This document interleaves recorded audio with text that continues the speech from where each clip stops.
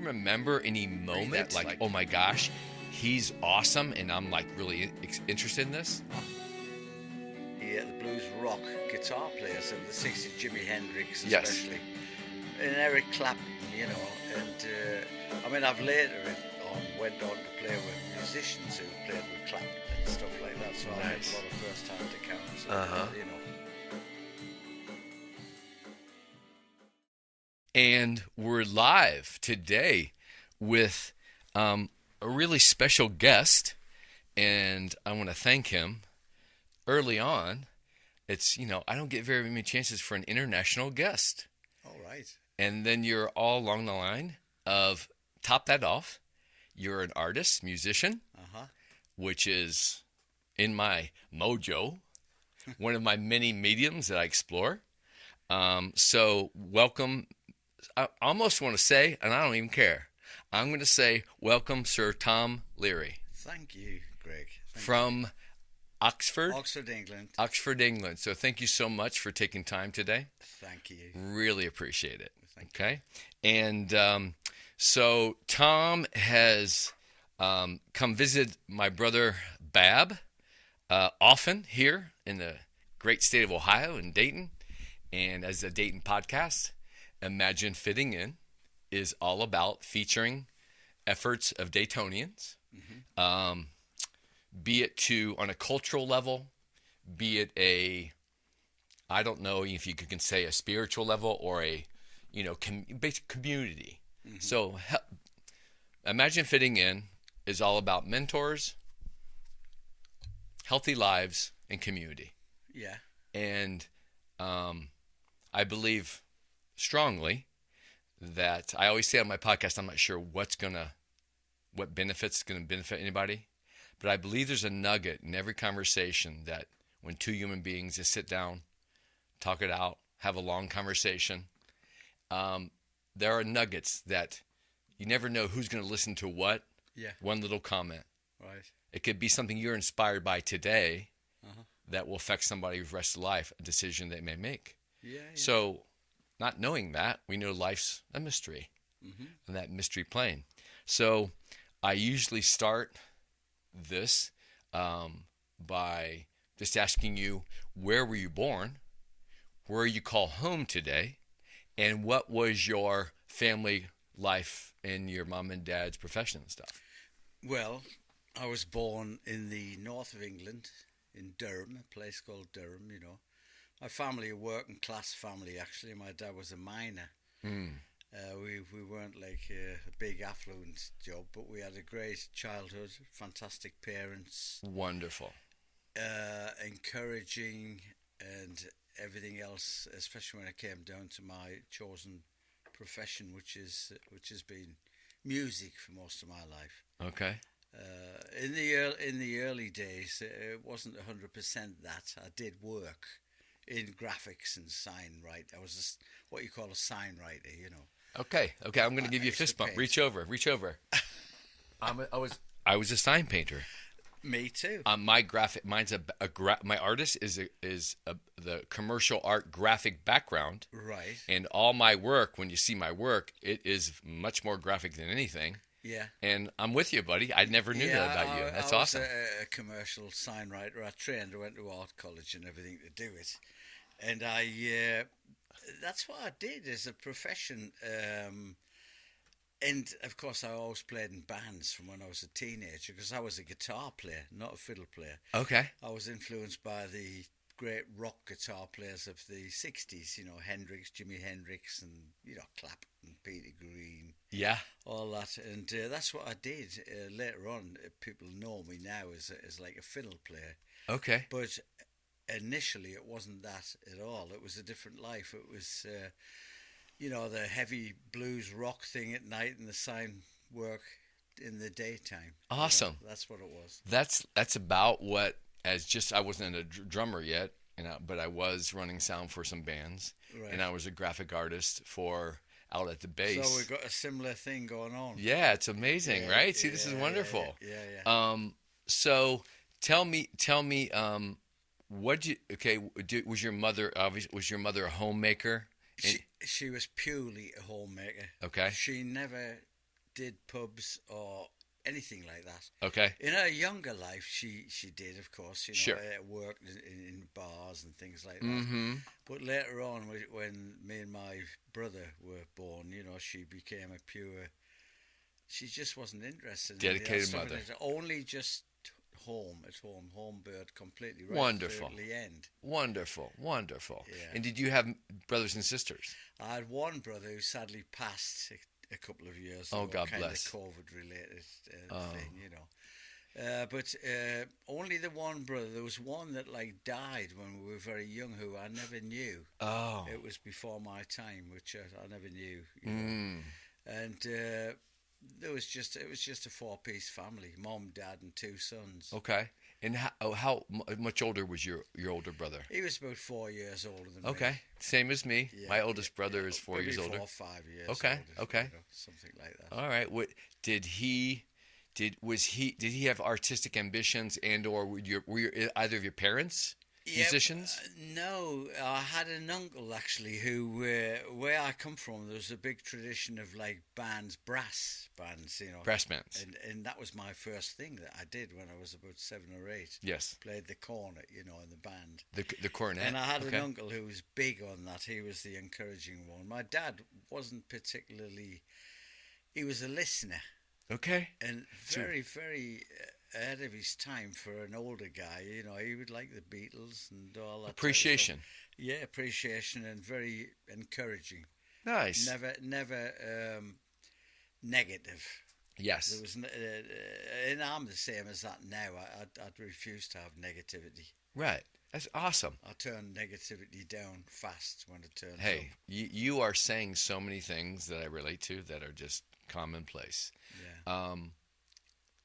So, what's your uncle's name? That was such a kind of a Jack, my uncle Jack, who's not here anymore. Okay, was he also Leary?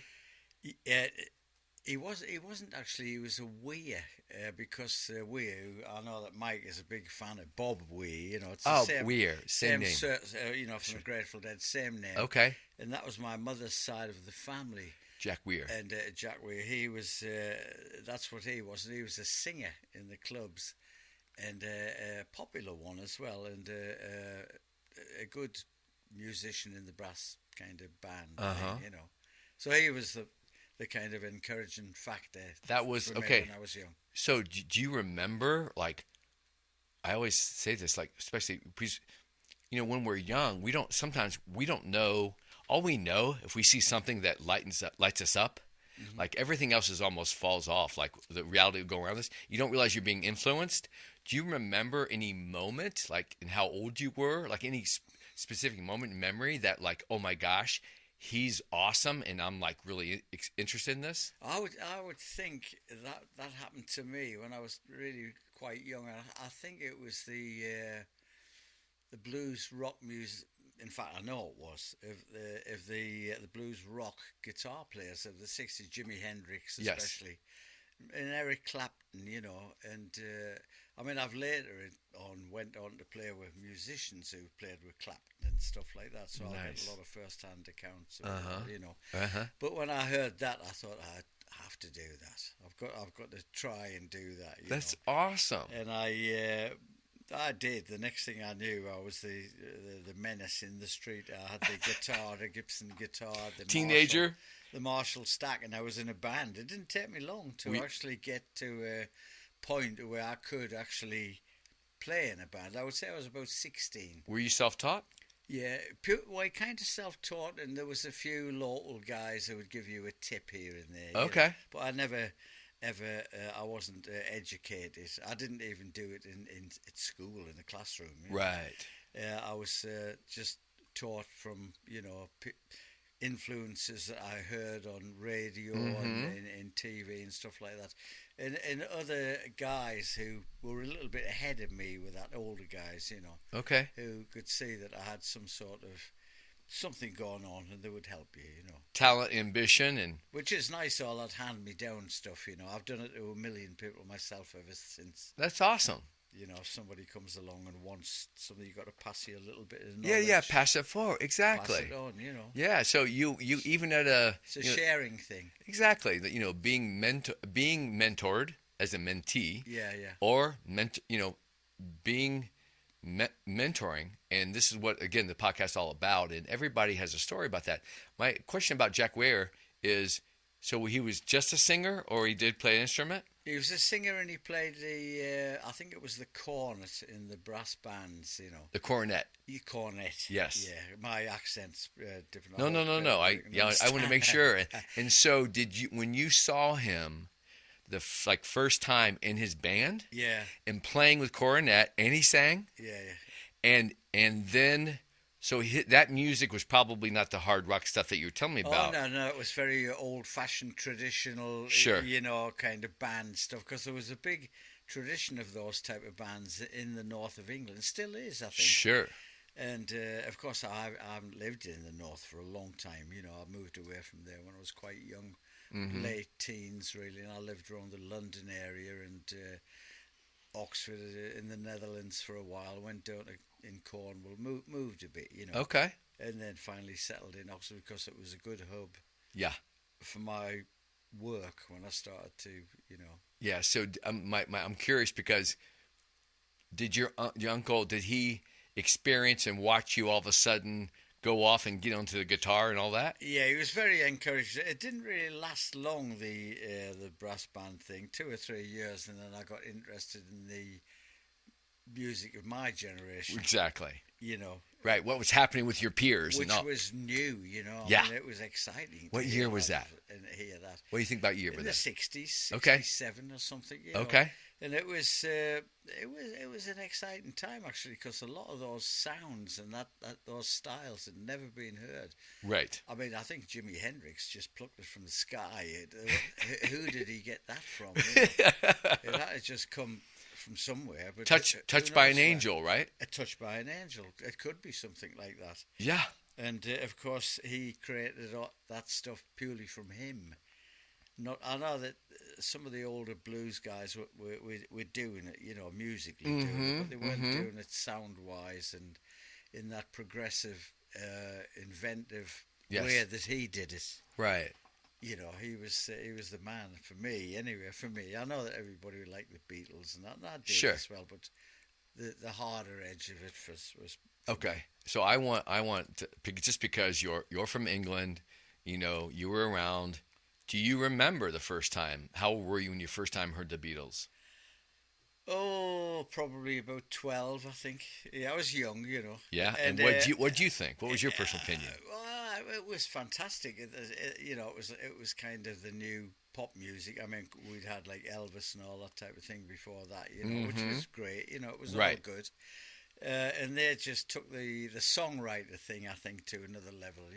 Okay. They weren't bringing out things that had been heard before. New versions were coming along. Right. I mean, it was all original, wasn't it? Right. And well, now I'm curious. Do you remember when the Beatles went out and you said, of course, Elvis had gotten on through the airways? Oh. I have a question for you.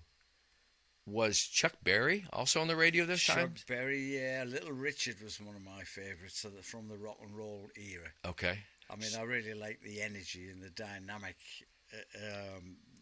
extrovert personality as well, not just the music. If you say that guy interviewed, it would blow you away. Right. He was a force. Oh, he was a force. He was like an original Prince. He was never boring. Right. I mean, in a Little Richard interview, you can watch it now and it'll still spark you up.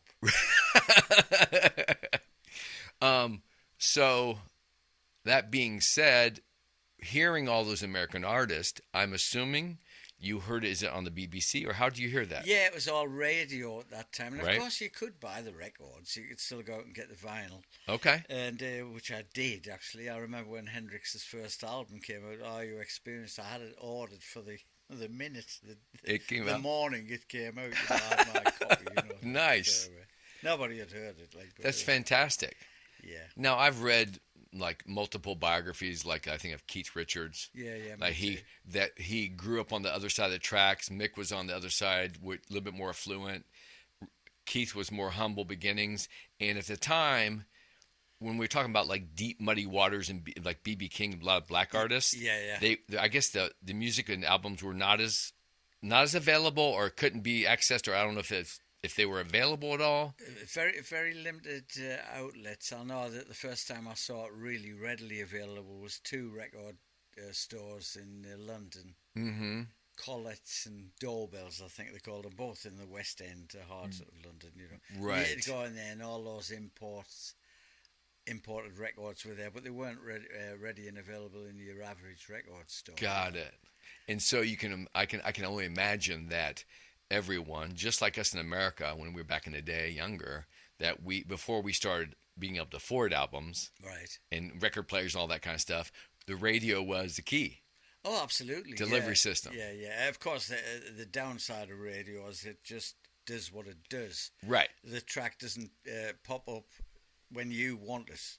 It'll probably pop up when you're on your way out the door or in the bathroom or something like that. Whereas when you have the record, you can actually play it as and when you want. So when you were, experience with your uncle influenced you, things were happening. Obviously, the Beatles were out, Elvis was out, all this influence of all this music, of this 60s rock and blues. And I'm curious, you're a gunslinger guitarist, you got your Marshall stack. What kind of guitar was your first guitar? I had Gibsons. I mean, the first good one I had. I did have ones which were just, sure, kids' guitars. Really, yeah. But the first really good one I had was a Gibson SG. Oh. Nice. It was an SG Junior actually with a single P90 on it. But God, could that guitar sing? It was, and I've got another one now actually because, like an idiot that you are when you're young, you run out of money and you sell them. Well, of course. And years later, you kind of regret that. So just recently, I had to get another one. It's just to remind me of the. Yeah. That time. Sure. It's identical to the first one. Okay. But, it hasn't got the magic the first one's got, obviously. But once you let once you let something like that, which is pretty precious, actually leave your life and go off into the world, how do you find it? Right. You'll never see it again. Right. Not unless you keep the serial number and the guy who has it. You can knock on his door and say, could I have a look at my old guitar, I don't know how many stories you just read biographies about famous musicians over the years where they're like, yeah, my favorite guitar got stolen. Or, they don't get lost, it gets stolen. Yeah. Yeah, I mean, I read this thing the other day where a guy just left it beside him on the underground platform in London. Oh my God! And it was gone. Oh. He just got distracted, and somebody had. So during that time, what was were your elementary? You went to elementary school and middle school. Yeah, Did you go to a high school and complete that? Yeah, kind of that. Yeah. But I wasn't very keen or happy about it all. Sure. I dropped out really. I wanted to do my own thing. Got it. And I was a little bit rebellious at that time. Oh, sure. In teen years. Absolutely, that's all you are. You had your idea of what you wanted for yourself, and you were going to get it. I was pretty headstrong at that time. Mm-hmm. So now you're working during the day, you said, doing some sign. At that time, I was, I went and trained as like yourself, Greg, a graphics and sign person, and it was a good job. I loved the work. So you had the on-the-job training, I imagine. I did it in college. I did a thing called the City and Guilds certificate, which is a qualification of that. Was that in Oxford? It wasn't actually. It was in York, which is a really beautiful city in the north of England. If anybody's ever up there, York and Durham are the two historic. Got it. Points. They're about 100 miles apart, and it was there actually where I kind of learned all that stuff, and it saw me in good stead for a few years. Right. Do you remember the person who trained you? Well, I can remember them it's a long time ago. I remember them kind of, but they're probably all dead and gone now, actually. It's a long time. They were older guys. Right. Nobody stands out with a name in your memory. I think if you're doing an old-time hand-crafted thing like that, I mean, it's okay to get that stuff off a computer, but if you want to do it on a brand-new vehicle, which is just off the assembly line, it's a big responsibility because that guy doesn't want to come back and find his brand new truck messed up because the lettering is all. Oh, you guys even did lettering on automobiles. Yes. Yeah. Did you do buildings and stuff like that as well? Buildings, pubs, automobiles. Oh, and on glass? Glass, heavy transport, gold leaf. Oh, wow. We did a lot, and of course it was a big responsibility, really, because he used to do it on expensive things. Yes. Brand new vehicles, and people were coming back and they were quite... I never got into trouble with it. I always made sure that I was ahead of the game. Right, keeping in your lane in terms of the quality, what you're like, what I can pull off. Yeah, I used to always make sure I didn't do that with a hangover. Right. I would say that, you're obviously a natural craftsman. Yeah. Right, that craft. I would say, yeah. And then I have a funny story, real quick story, is that when I grew up, I don't know if it has anything to do with it, but I'm left-handed. Right. And my dad was left-handed, and his uncle was left-handed. He was an artist. Was Jimi Hendrix. Yeah. I'm going back to what you said about your uncle. Mm-hmm. This was an uncle on my This is my father's uncle on his side, obviously his side of the family. Right. It would be my great uncle, and he was left-handed, and I think he kind of influenced my dad. But he was a wonderful oil painter. Okay. And I grew up and I'd seen these oil paintings and I was like, wow. And then my father, he was left-handed also, and I've come to find out that he was more his ultimate medium, but he explored all kinds of mediums with us as kids. Mm-hmm. He saw something in me, my creative flair, and after years, I've come to discover his medium was writing.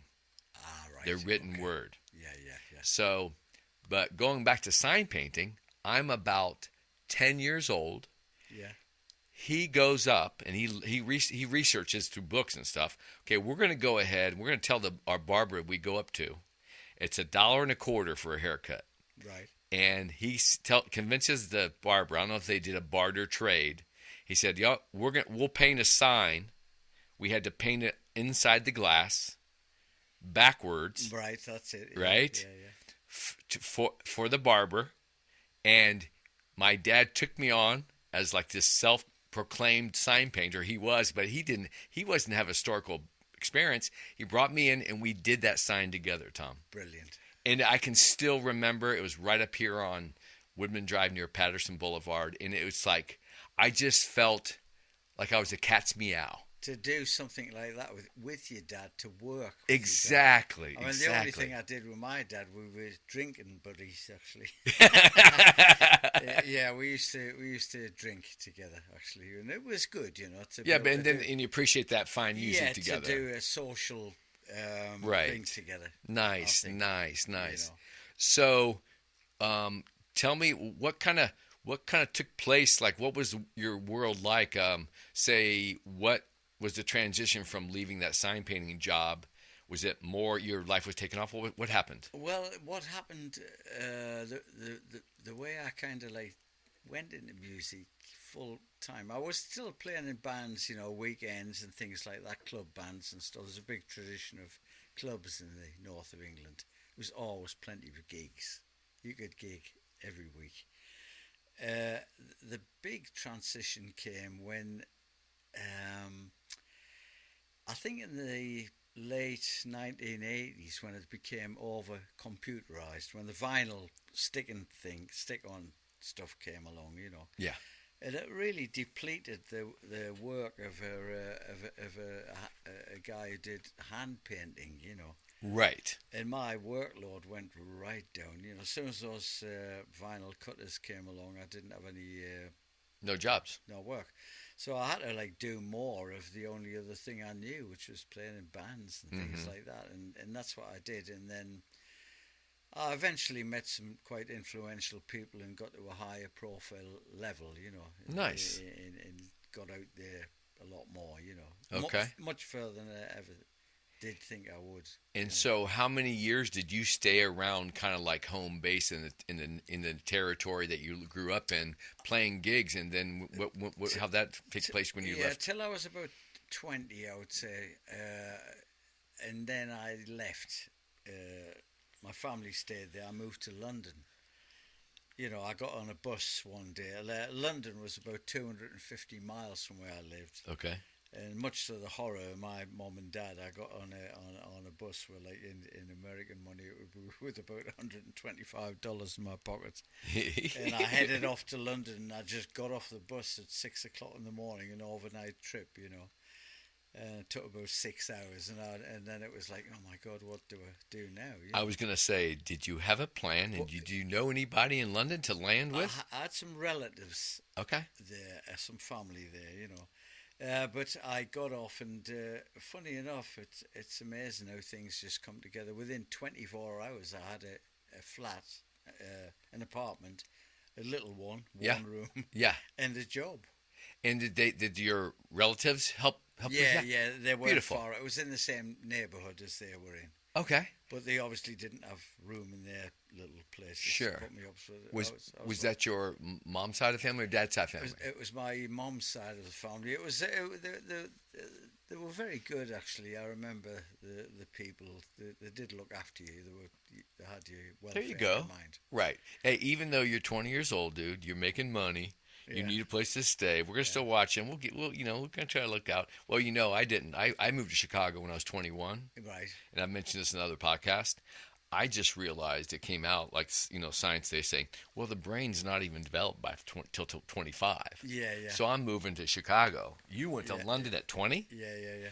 I mean, you're just like, what? And you have all that excitement, energy that propelled you. You pulled the trigger. Did anybody else of your friends go, or you just went solo? I'm going. I went purely on my own. Nice. I mean, it was a great time. It was exciting. I'd never lived in a big. I mean, it is the biggest city, you know. Yeah. What year was that? That was in 1970, I think. Oh my gosh. 70. And I got there, and of course it was so exciting. At that time, all the great bands were playing at clubs. Oh, I can only imagine. Zeppelin. Right.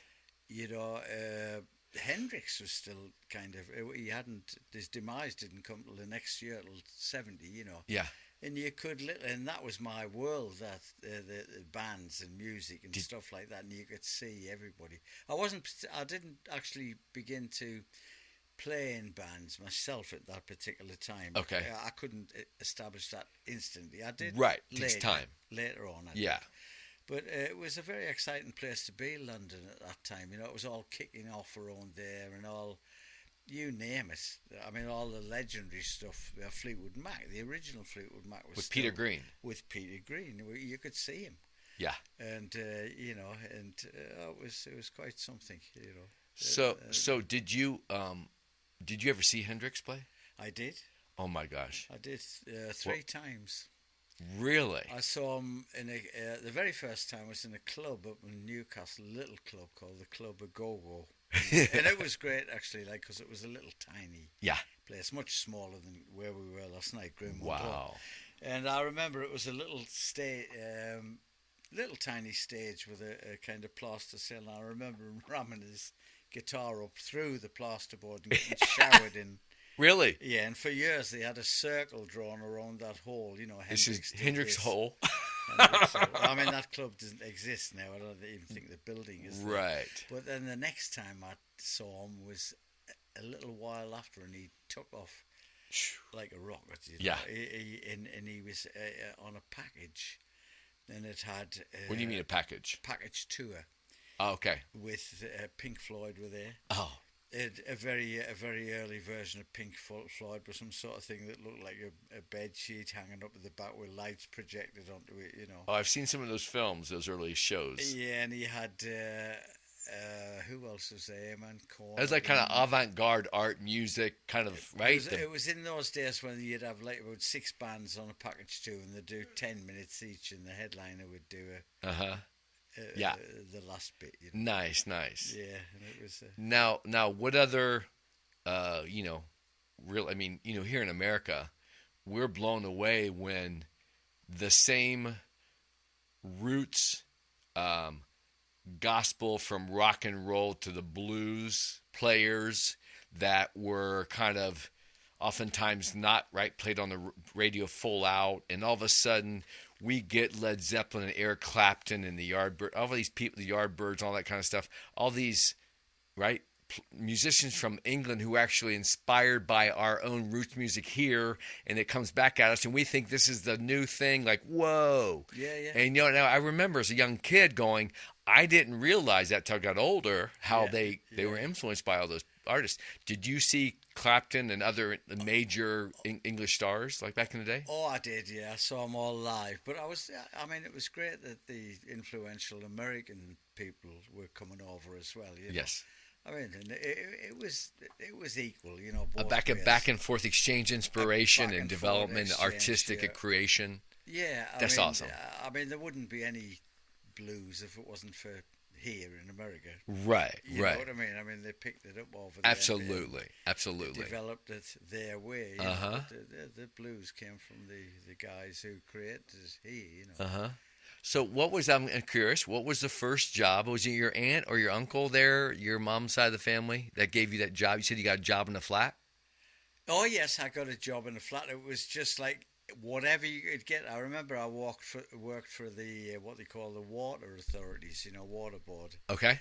And it was just go check meters or something like that? No, it was just like sort of, I think I was driving like a machine digger thing or something. And, okay. And you took what you could get just to be able to pay your rent and have enough money to go out and go mad on the town on a weekend, you know. Yeah, so they got that too. They got that for you kind of right away. Yeah, I just got that. There was so much work. God bless. I mean, you could just pick up the paper and ring up and say and go in and say, right, start Monday, you know. And then you would leave and get another job, and you would just... Yeah. It wasn't jobs with any specific skills. Yes. It was just... We need a body. We're going to train you. You need money. You've got to pay your rent. And, of course, it was an interesting time, really, like, because you just... I mean, I wasn't really materialistic at that time. Yes. I wanted to cover my roof over my head. I didn't have a car. Yeah. And... to get out and get some beer and rock and roll and somewhere plug your amp in and a drink. That's it. Yeah. Okay, so God bless your family there, because obviously, you know, landing it cuts out a lot of stress and what scary, ifs, right? What if to secure your foundation. Yeah. And then so you're working there for the water department or whatever. You start meeting people, right? Yeah. Other musicians? Yeah. And so when is do you start a band in London, or did you join a band? I kind of began to cross over at that particular point. It was interesting. I got into like Irish kind of Celtic stuff, you know. I got influenced by that Fairport Convention guys, and I heard that stuff, and I thought, that would be good to do that. I think that's around about the time, about 73 or something, when I went and bought a fiddle and began to... You were really taken by that. Oh, I was, yeah, fiddles and mandolins, and I like that sound, you know. Mm-hmm. And it's surprised how many people do, actually, get heavy rock guitar players who like that stuff. Right. And I started to experiment and gradually got good at it. There was a big... Irish scene in London at that time. Okay. And I used to go to the pubs and watch some of the legendary old guys and sit in and make some sort of noise. But you gradually learn. I mean, I already knew music, you see, because I'd play my guitar. I knew my way around. Right. Give us a little educational insight to, like, do you remember any, like, one Irish player at the time that you heard of, you knew, you saw live, or was inspired you? Yeah. Who was he? It was quite interesting. It was a guy called Kevin Burke. You know, there was a band came along, like the Bothy Band. You'll find them now, actually, on... the Bothy. Bothy Band, Bothy. And they all of a sudden came along, and there was other bands around like that, but they were the ones that really got me because of the power. Got it. And were they doing something kind of progressive with that music? Or yeah, definitely. okay, If you listen to them, you'll see. I mean, it's a powerhouse of a sound. huh? It I'm was gonna have to check that out. it was a cream of the top Irish players, and Nice. the one that really got me was a guy called Kevin Burke, the fiddle player, who I thought, oh, I've got to try and do that. And of course, I've met him. I've met him forever since. You Yes, know. yes. And I've got some interesting stories associated with him. You know. Uh-huh. But for listeners and myself, and the reason why I'm asking is because I'm curious myself, but I'm sure that those Irish musicians at that time and that energy was going on affecting England, which was transferring obviously to you, and I can't imagine it not being any other American that happened to be like coming to London to be inspired, to be influenced by them. And that's, I think, I never heard of them. And it's just wonderful kind of give a little glimpse of understanding like the power of influence and cultural power of Ireland. I mean, my kind of grandfather was Irish. He was from County Cork. Okay. And he still had an accent when I was a kid, you know. Yeah. He came over there on my dad's side. Uh-huh. And, of course, when I heard them, I just thought, oh, I've got to do them. And I actually had a lot of nerve at that particular time. You know, I got a fiddle and I started to learn. Mm-hmm. But there was things I couldn't figure out, you know. I just couldn't figure out how it was done, you know. I would slow the record down and say, how are they doing that? Mm-hmm. And I would go up to them and ask them, how do you do it? There you go. And it was very interesting, you know. There's a thing on the fiddle, it's called a roll, you know. It's like five notes in rapid succession, you know. It's, unless you're a player, it's difficult to understand. Yeah. So I went up to this guy, Kevin Burke, after a show, you know, and I said, excuse me. I says, I need to find out how you do these rolls, you know. So he got a pencil. He put his finger on the pencil, then his third finger like that, and his first finger like that, and back to the first. And he showed me methodically how to do it. He took 5 minutes out to show me, you know. Just that little neural learned and I movement. Went back and practice. I could do it just by following this instruction. And years later, actually 20 years later, I saw him again at a concert, and I said, oh, I remember that time you were in Kilburn. It was a gig in an area called Kilburn in London, you know, an Irish area. And I said, I remember when you showed me how to do rolls on a pencil, you know. And he said, have you still got the pencil? That's the first thing he said. Wait, that's an Irishman, right? Oh, yeah. No doubt. Yeah. No doubt. And so, obviously, it was probably just like an innate awareness that music was your thing at a very early age, right? Oh, yeah. You mentioned like 6 or 7, you said? That when you were like, did you like it? It just when you saw it or felt it or heard it, you're just like, you just knew? Yeah, I didn't actually. Yeah. It just seemed to happen organically and naturally. That type of thing to me. I didn't really think about why it happened or whatever. You know, it's been there my whole life. You know? Yeah.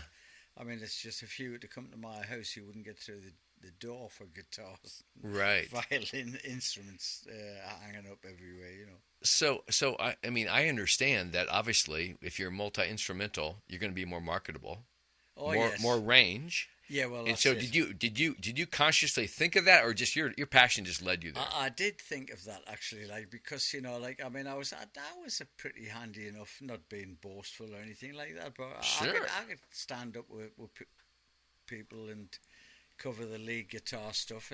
There you go. Of the blues rock style, and still can, you know. Yeah. But there was a lot of good ones around, you know. Yeah. And you were just like sort of another one. So I thought, well, yeah, I did. I was a little bit ambitious, you know. Yeah. I thought, well, if I learn to do something else and I can do 2 things, well, it's going to give me a little bit of a... and of course, it didn't take me very long to really get my head around the workings of the violin or fiddle, as you might call it. Okay, you know? And that particular instrument is very closely related to a lot of others. You know, the mandolin is exactly the same, just you pluck it instead of the tuning. As the violin. Fifths. Yeah, and of course the viola is as well. And the mandola and the bouzouki can be tuned like that. So if you learn how to play I'm talking in music terminology here. Yes, that's fine. Fifth tune. Okay. E, A, D, G. Okay. Is what a violinist chooses. So it automatically leads you on to other instruments. So you can get out there and buy all those instruments, and all of a sudden you're a multi-instrumentalist. Yeah. And Nice. and it's that's the way I went. And of course, it gave me a little bit of a little bit of a head start in some ways, because you could do your things on the guitar, but then you could put the guitar down and pick up and whack out an Irish reel or something. Right. People go mad for that stuff. So at the time, you had this big, rock 60s young going on energy, Jimi Hendrix, Fleetwood Mac, Peter Green, all that stuff going on. And you, along that path, discover is it mandolin? Or the violin, mandolin. Violin, mandolin. And so where's the projection go next? Where you go, and did you meet somebody to start playing in a band that they said, hey, we want you because you're so multi-talented? I started actually, I actually swung over from the heavy stuff that I was doing into a more acoustic area. Okay. For one thing, you could play smaller venues, Yes. For one thing, you didn't have tons of equipment to carry about Right. with you. I used to have mobility 4x12 cabinets to try and get out into when my you're 20 car. years old, after a while, that gets old. But all of a sudden, I didn't need any of that. Nice. I could plug into, a small system and things like that. And it opened up a lot of doors. Quite exciting, actually, because I still had the other stuff. I didn't, say, well, I'll never do this again. I moved over and did something different for a while. And for one period, I did go back to the harder and heavier stuff, but I got into that, again, especially the Celtic thing. Yes. But I loved American stuff as well. Love the bluegrass guys and I've spent time in Nashville and did a little bit of recording in Nashville actually, and those guys are just something else as well. It's the standard and the quality of what they do is incredible.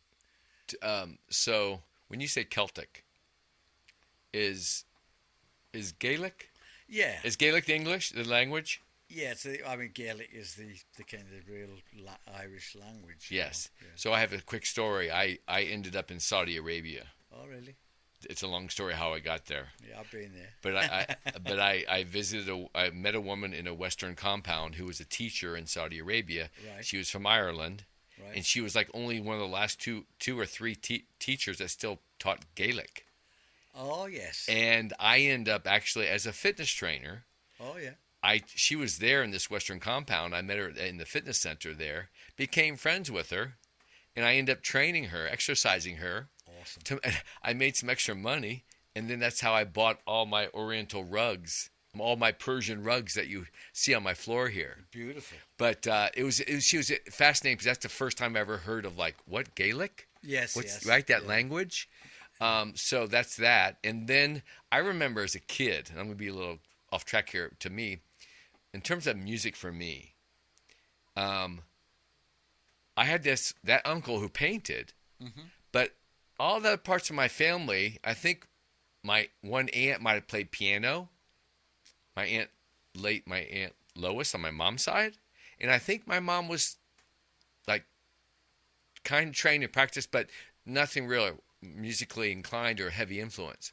So anyway, I remember I'm about 5 or 6 years old, and I'm laying on my back in the living room with my feet up on the cloth of the speakers, make sure I don't poke a hole through them. Yeah. And I remember feeling the vibration as I listened to music. I just felt the vibration, and I was just taken by it. And you know who the band was that my parents played the album? What? Herb Alpert and the Tijuana Brass. Oh, wow. Yeah. So, for whatever reason, music was there. My dad bought me a pair of toy drum kit, which I destroyed right away. And then my parents couldn't avoid to give us all music lessons. So I was passionate about music. Buying my first albums, and I'll never forget, I thought I was really the cat's meow when I bought Led Zeppelin 4. and I put it on my own turntable that I bought after my paper out monies. Yes. So I'm just my buddy wanted to be Jimmy Page and I wanted to be Robert Plant. Right. Because I love the drums, but Yeah. I never had to be able to play. So that's another story. So now you're there, you're learning multi-talented with multi-instruments. Yeah. What is your first experience with a band or like a bunch of guys that, like, did you stay there in London and play there? How many years I you did. were there? I was in London, I would say, most of the 70s, nearly all the 70s, actually. Yeah. Which was a good time to be there. Oh, I'd imagine. And I did some interesting things, you know. I mean, the first kind of gigs I did as a fiddle player were with a childhood friend of mine, a guy called Michael Kelly, who is a really good guitar player from the northeast of England. Mm-hmm. And he came to London to work and live. And of course he had his guitar and he was accomplished. And I had previously been in a blues rock band with him in the northeast called Maiden Law. And we did a bit, you know. We toured with a little bit with Lindisfarne and people like that, you know. I'm sorry, who? Lindisfarne, who were very popular. Lindisfarne. Lindisfarne. Oh, what's that? Is a person? It's a band. Oh, it's called how you spell that? Lindisfarne.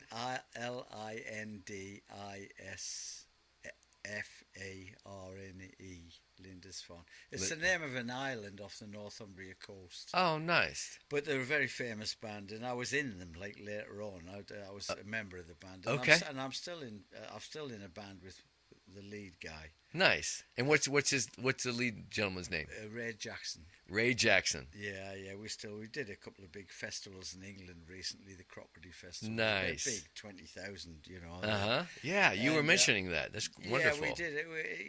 We do some good stuff, and I'm still with Ray. But that particular band in the early '70s, we did a sport tour. At the time, they had a #1 album. You know, they were which big sport? That was supported Lindisfarne. Oh, okay. And of course, they had a #1 album at the time. I mean, they were big. They were one of the biggest bands in the country. Nice. You know, I can remember Genesis touring as their support band. Wow. Genesis supporting them, you know. Yeah. Sure. And of course, later on, Genesis, of course, overtook and became mega. Now, how would you describe their music that they would play? It was it was original, good, all original songs, but it was folk rock. Folk rock. It didn't have any wailing guitar solos or anything. Was it like a the opposite for Peter Paul Mary or no Simon Garfunkel or it was beyond that. It was a very interesting step song. up from that. It's worth checking out what they did. Okay. I mean, they had a very, very unique way of doing it, you know. And the songs, a lot of them are anthems over there to this day. And pronounce the name of the band one more time. Lindisfarne. Lindisfarne. Lindisfarne. I'll write. We'll put it in that show. Accent, we'll put that show notes. Yeah, cool. So you spent time with them. I did, yeah. I actually joined them in 2012 for a few years. Okay. Also, you were with them way back.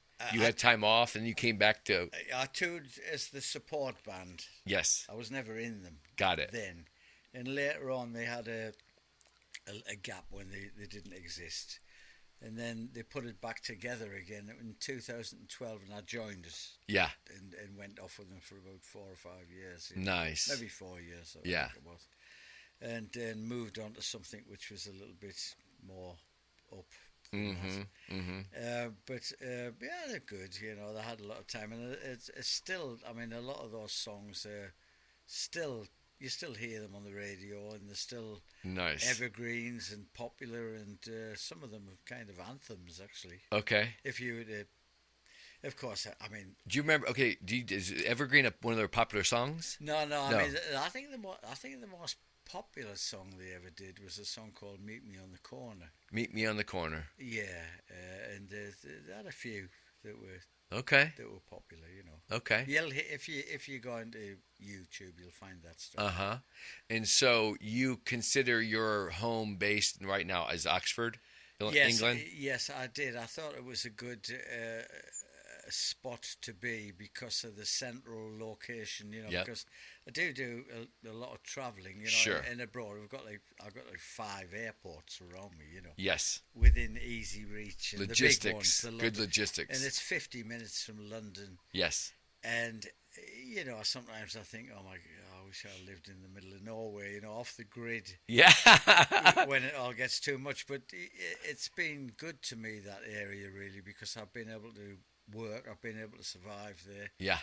And I've done okay from like property and stuff, because I've bought a house and things like that. Mm-hmm. And, it's been pretty good to me, and I think the reason for that is it's easy access to all the work. I could actually, because I never actually had big inheritance or anything like that. Okay. I've had nothing actually. Right. Everything I've got is what I've had to get myself. Hoofing it. Basically, hoofing it. Yeah. I mean, a lot of people come up and all of a sudden mom and dad pass away and leave them like $1 million or something. It's never happened to me. Right. So well, everything I've got is what I've had to get out there and get by myself, Yeah. And so that particular area was good to me because of its access to opportunity, and you could actually do things and scratch out a living. And my friend, we got to do a shout out to Mike Babb. When did you meet Mike Babb and his charity event he does every year? The Folks, now it's called Folks of Dayton. Well, Mike's he's a good guy. He's been good to me. I love Dayton, actually. Yeah. Yeah, I mean, the people and the community, and over the years, I've been coming here for the last 20 years. Yes. And you get to know a lot of people, and it's a bit like coming home for me. Oh, nice. Well, like yourself, Greg. I remember in 2012 when we were in New York. Right. When I think I met you first in New York, correct? Striding over the Brooklyn Bridge. Right. Pizza under the bridge. And and then we went to the memorial. And Hell's Kitchen and all that. Exactly. It was when you lived in Weehawken in New Jersey. Yeah, that West New York, New Jersey, right there across from Manhattan. Yeah, so that was a lovely time. I really enjoyed that. Greg, yeah, and I've still got the pictures to remind myself. And that is the year, the 2012, when my sister passed. Yes. And I told myself, like, a year later on my birthday, 2013, I went and bought a drum kit and took lessons in Manhattan. I was really glad when that happened. I remember when you had the hots for the drums. Yes. And since my sister passed, I just said to myself, okay, that's enough. I'm going to do everything. Yeah. She died at 50. She passed at 50. I'm going to do everything that I've ever wanted to do. Yeah. This is right now. The time is now. As one of my dad's favorite authors, Alan Watts, this is it. So, get busy. Good choice. This is it, Yeah. That's just, music to me is the most powerful medicine, I believe, in the world. And it comes real close to my fitness background, my exercise and movement. Yeah, of course. Right? The body in motion stays in motion. Yeah, yes. And do you know the reason why I play the drums? No. It's because I can't play guitar.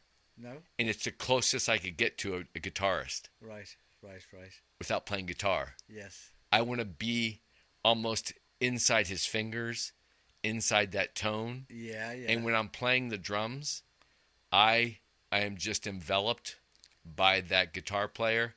Whoever is in their mode, playing that tune. I was taught at 50 years old, right, how to understand and read drum music. Yeah. I'm like, oh, this is so cool. I'm learning. I'm figuring out that that's the tom, that's the kick, that's the snare on the notes. But when I looked at it, it wouldn't compute. I couldn't just read it and do it. Yeah. So I went home and I started to play. I went to play my first song, along with the song, was by a song called from Little Walter. Right. And he played this harmonica. It was I can't remember the name of the song, but it was a Little Walter song. Dun, dun, dun, right? Just basic rhythm. And then I grooved on and moved on because I lived 21 years in Chicago. Yes. Now I'm in New Jersey, looking over Manhattan, and I start playing Buddy Guy. Yeah. I start playing live, and I still remember the song. It's dear in my heart. Feels like rain. I remember when you were really getting into So this. I'm playing Feels Like Rain, and wouldn't you know it, somehow I transgressed to after 9/11. Yeah. At that time, the first concert that Bruce Springsteen played in Madison Square Garden, 2002, Yeah. he made that a live album. Right. Tom, do you know after Little Walter and Buddy Guy, Yeah. I played that double CD live album. I played with it for 6 months, Right. and I could be the second drummer in that band. Good. You should apply for it. You That's never know. that's how I learned to play. That's good though. And it was just the therapy wonderful. is good. Yes, The therapy and I'm is just a feel player. good for your head. Yes. Well, I'm the same. I play purely by feel. I mean, I obviously know a little bit about Right. to read. And Well, things you like have that. to, right? The rudimentary and But, yeah. but I mean, I prefer to play by feel, and Yes. if you know your way around your instrument well enough, you can usually know where to go with it, Right. which direction you're gonna go in. Trusting that moment and that vibe, Yeah. and something I share with like my friends. I'm like, okay, so I'm going to describe, like, as I say, it's like when you hear a really great song, and it's a Right. song you love, and you're just enveloped in it. Yes. And then I said, it's the only thing that I've discovered that's even like as great as that, or even better experience, is in synchronicity with fellow musicians playing a tune. Yeah. And you're in the very split second of the moment. Your brain is not there. It's the emotion, your heart, your feeling, your that wisdom of everybody just talking about being in the moment, right? Right. There's not, when you hear the band tight, you guys sounded fantastic last night. Oh, thank you. Thanks. And we obviously, I will speak for all Daytonians, that we thank you for that contribution. Oh, it'll always be there, Greg. I mean, Mike is a big friend of mine, as you are yourself. Yes. Yeah. And the community of people, it's just fun. I could live here. The people are just fantastic. They just are. I'm just going to do a wonderful, because there's going to be a lot of Daytonians, your fans, listening to this podcast. Yeah. I want to do a big shout out to say, number one, thank you. Oh, I thank you. Okay. Greg. Thank you for all those people. I'm sure if they were here, they'd have a question or wanted to sing your praises. Yeah. So I'm sure there's a lot of love. So the shout out for them to you right here. I just want to acknowledge from that. me to them as well. Yes. And we have to, obviously, Mike Babb, I've known him ever since I was about 13. Yes. And, we ran hard, and he talks about you a lot. Yeah. We come around, and it's, we both have a love of music and people and culture and bringing it together and community spirit.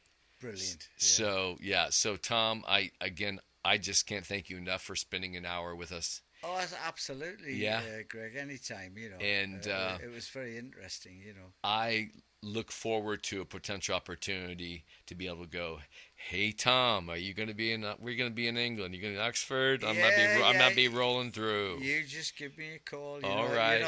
I know how to get contact you. Okay. Like to see you. All right. Great. So, thank you again. It's my pleasure. So,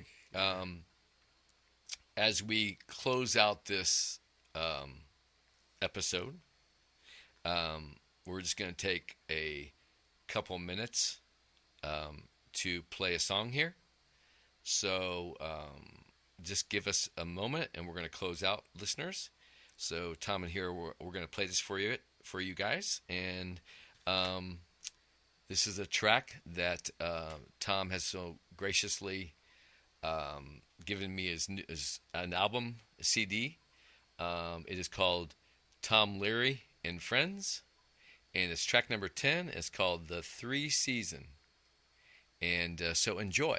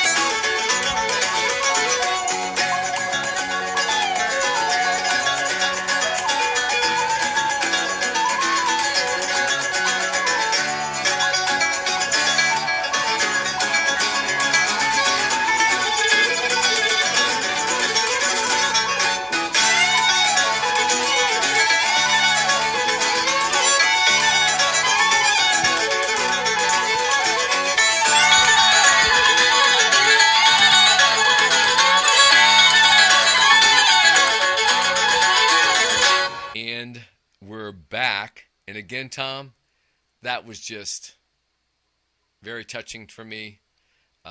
Recently losing my brothers and I lost our mother. Sorry about that. So Greg. thank you so much for that little track there. Inspirational, enlightening, and we need to remember, right, as often people have been telling me through this process of you need to start celebrating just as much or more than the sorrow and going through this process. So remember the good times. thank you from the bottom of my heart. Thank you, Greg. thank you, listeners, and I hope to see Tom again and in the future. Yes, so thanks sure. again. My pleasure, Greg. Absolutely. All the best. Always. Safe travels. Thank you. All right. Thank you. And all right, kids. Till next time. Take care. Bye-bye.